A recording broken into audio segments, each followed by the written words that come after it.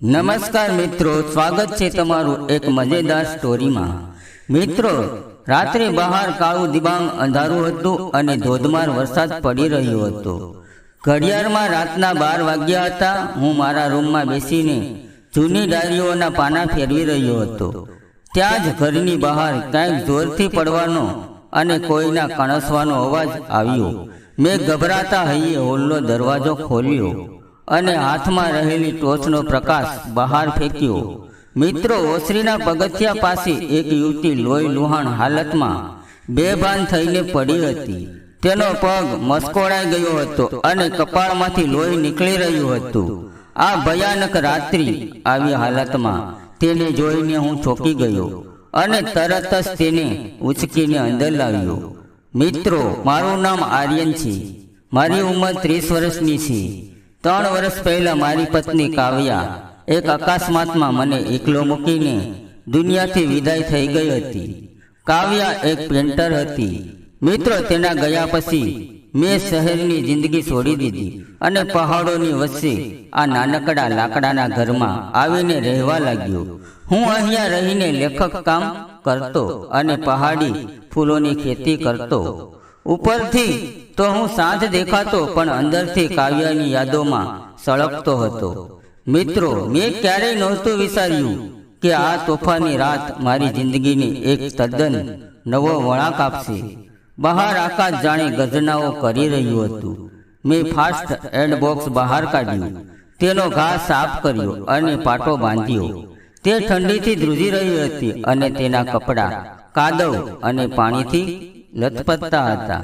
તેને કબાટમાંથી કંઈક આપવા માટે મેં જેવો કબાટ ખોલ્યો, ત્યાં જ મારી નજર કાવ્યાના એ પીળા રંગના કુર્તા અને પ્લાઝાની ઉપર પડી, જે તે પોતાના પેઇન્ટિંગ કામ કરતી વખતે પહેરતી હતી। તેના પર આજે પણ કલરના આસા આસા ડાઘ અને કાવ્યાની સુગંધ અગબંધ હતા। મારી આંખો ભરાઈ આવી। શું હું મારી કાવ્યાની આ અંગત યાદ કોઈ અજાણી છોકરીને આપી દઉં? પણ એ યુવતીની ગંભીર હાલત જોઈને મારા દિલમાં રહેલા લેખકે મને માણસી ગુફા ફોડી। મેં કપડાં લીધા અને તેને બાજુમાં મૂક્યા। થોડી વારમાં તેને હોશ આવ્યો। તે પોતાના ઘા અને અજાણ્યા ઘરને જોઈને ડરી ગઈ। મેં તેને શાંત પાડી અને હાથમાં ગરમ દૂધનો ગ્લાસ આપતા કહ્યું, ગભરાશો નહીં, તમે સુરક્ષિત છો। બાજુના રૂમમાં જઈને આ કપડાં બદલી લ્યો, નહીતર તબિયત વધુ બગડશે। તે ધીમે પગે અંદર ગઈ અને કપડાં બદલીને બહાર આવી। મિત્રો, કાવ્યાના એ કપડાં જ્યારે મેં તેને જોઈ તો મારું હૃદય એક ધબકારા ચૂકી ગયું। તેનો ચહેરો ભલે અલગ હતો, પણ એ કપડામાં તેની સાદગી બિલકુલ મારી પત્ની કાવ્યા જેવી જ પવિત્ર લાગતી હતી। મેં પૂછ્યું, તમારું નામ શું છે અને તમારી આ હાલત કેવી રીતે થઈ? તેણે સા પીતા પીતા ધ્રુસતા અવાજે કહ્યું, મારું નામ રેખા છે। હું એક વાયલેટ ફોટોગ્રાફિક છું। હું અહીંયા પહાડની અંદર પક્ષીઓના ફોટા લેવા આવી હતી, પણ સાંજ પડતા જ રસ્તો ભૂલી ગઈ અને અચાનક આ વાવાઝોડું શરૂ થઈ ગયું। અંધારામાં મારો પગ લપસ્યો અને હું પહાડના પથ્થરો પરથી નીચે સરકી પડી। મારો કેમેરો અને બેગ ખાઈમાં પડી ગયા। હું જીવ બચાવવા માંડ સરકતી આ તરફ આવી અને તમારા ઘરનો પ્રકાશ જોઈને હું અહીંયા સુધી પહોંચી। રેખાની આંખોમાં મોતનો ડર સાફ દેખાતો હતો। મેં તેને હિંમત આપી અને રાત્રે મારા રૂમમાં સુવડાવી। હું પોતે હોલમાં સોફા પર સૂઈ ગયો। બીજે દિવસે સવારે રેખાનો પગ સૂજી ગયો હતો। તે ઊભી પણ નહોતી થઈ શકતી। મેં કહ્યું, જ્યાં સુધી તમારો પગ સાજો ન થાય ત્યાં સુધી તમારે અહીંયા જ આરામ કરવો પડશે। રેખા શરૂઆતમાં સંકોચ અનુભવતી હતી, પણ ધીમે ધીમે તેનો ડર દૂર થઈ ગયો। રેખા ખૂબ જ ભલી અને હિંમતી છોકરી હતી। પગ સારો થતાં તે મારા ઘરની લાઇબ્રેરી ગોઠવવામાં મદદ કરવા લાગી।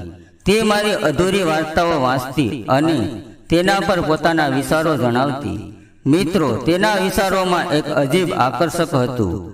એક દિવસ જ્યારે હું હોલમાં બેસીને લખી રહ્યો હતો, ત્યારે રેખાએ કાવ્યાના કેનવાસ અને કલર્સ બહાર કાઢ્યા। તેણે કહ્યું, આર્યન, મેં ક્યારેય પેઇન્ટિંગ નથી કર્યું, પણ આ પહાડો જોઈને આજે કંઈક દોરવાનું મન થાય છે। તેને બ્રાસ હાથમાં લીધો. તેનો કલર કરવાનો અંદાજ, ચહેરા પરની એક એકાગ્રતા જોઈને મને 3 વર્ષ પછી પહેલીવાર એવું લાગ્યું કે મારા ઘરમાં ફરીથી જિંદગી શ્વાસ લઈ રહી છે. હું કલાકો સુધી તેને જ જોતો રહ્યો. તેની હરણ જેવી આંખો અને હસતી વખતે ગાલમાં પડતા ખાડા મારા દિલને જીતી ચૂક્યા હતા. મને તેનાથી પ્રેમ થઈ ગયો હતો. એક સાંજે પહાડ પર સૂર્યાસ્ત થઈ રહ્યો હતો. રેખા મારી બાજુમાં આવીને ઊભી રહી અને બોલી, આર્યન, હવે મારો પગ બિલકુલ સાજો થઈ ગયો છે. કાલે સવારે મારી ટીમ મને લેવા આવી રહી છે. તેની વાત સાંભળીને મારું દિલ બેસી ગયું. 3 વર્ષનો એકાંત ફરી મારી સામે આવીને ઊભો રહી ગયો. હું મારી જાતને રોકી ન શક્યો. મેં તેનો હાથ પકડ્યો, તેની આંખોમાં જોયું અને કહ્યું, રેખા, કાવ્યાના ગયા પછી મારું જીવન અટકી ગયું હતું, પણ તારા આવ્યા પછી મને ફરીથી જીવન જીવવાની ઈચ્છા થઈ છે. શું તું હંમેશા માટે મારી બનીને અહીંયા જ રોકાઈ જઈશ? રેખા સ્પદબંધ થઈ ગઈ. તેની આંખોમાંથી આંસુ આવી ગયા. તેણે મને જોરથી ગળે લગાડી લીધો અને વાલથી મારા ગાલ પર ચુંબન લીધું. તેણે કહ્યું, હું પણ તારા આ એકાંત ઘરને અને તને પ્રેમ કરવા લાગી છું. અને ત્યારબાદ રેખા મુંબઈ પાછી ન ગઈ. અમે બંનેએ પહાડી મંદિરમાં પૂજારીની હાજરીમાં સાદગીથી લગ્ન કરી લીધા. આજે અમારે એક નાની દીકરી છે, જેનું નામ અમે બંસી રાખ્યું છે. મિત્રો, મારું જીવન હવે ખુશીઓથી છલકાઈ રહ્યું છે. અને મિત્રો, જિંદગી હંમેશા આપણને ઠોકવી દે છે. જ્યારે આપણને લાગે કે બધું ખતમ થઈ ગયું છે, ત્યારે જ ઈશ્વર કોઈ અજાણ્યા રસ્તેથી નવી ખુશીઓ મોકલી આપે છે. બસ હિંમત રાખવાની જરૂર છે. જો તમને આ નવી અને અનોખી પ્રેમ કહાની ગમી હોય તો વિડીયોને લાઈક કરી અને ચેનલને સબસ્ક્રાઈબ કરવાનું ન ભૂલતા. ફરી મળીશું એક નવી વાર્તા સાથે. ત્યાં સુધી આવજો.